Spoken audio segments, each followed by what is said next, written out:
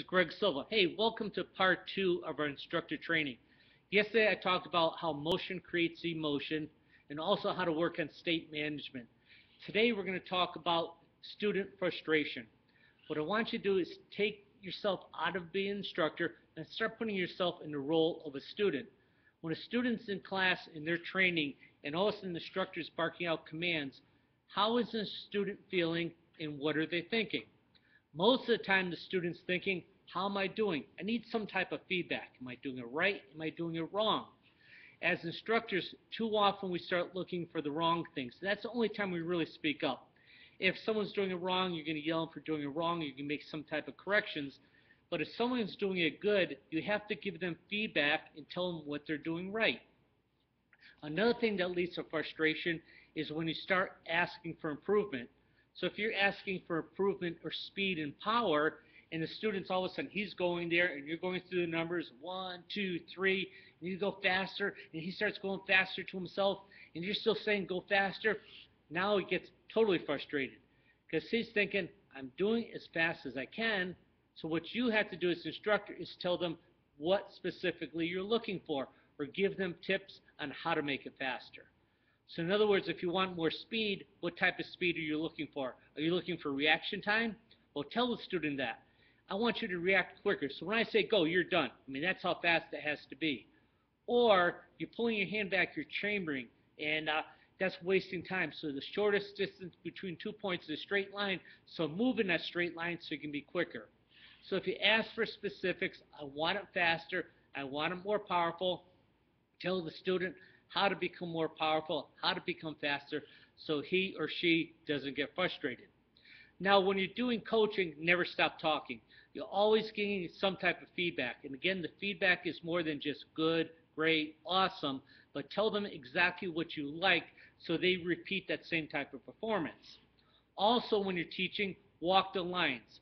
Don't stand in front of the students and bark out commands, but go from line to line, and as you're walking past the student, of course the students can make eye contact with you, give them some type of nonverbal feedback. It could be just a smile, it could be a thumbs up, it could be a pat on the back, it could be that you're just clapping your hands and pointing to them, but some type of feedback.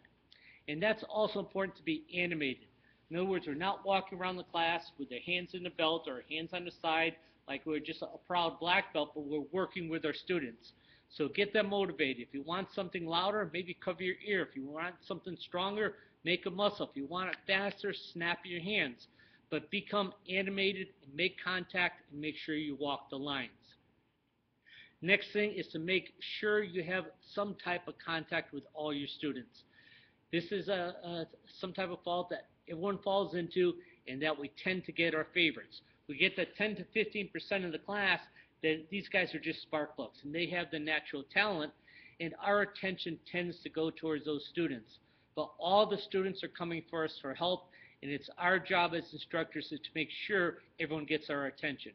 So we don't just call on our favorites, we have to call on every single person in class, make sure they get attention, make sure you say hello, you greet everyone, and do those what I call walk chats. A walk chat is you finish class, you walking the student off the mat towards the parents, put an arm on the shoulder, go, man, you did really, really, really good today. I'm really proud of you. You're coming to class, you're trying your very best.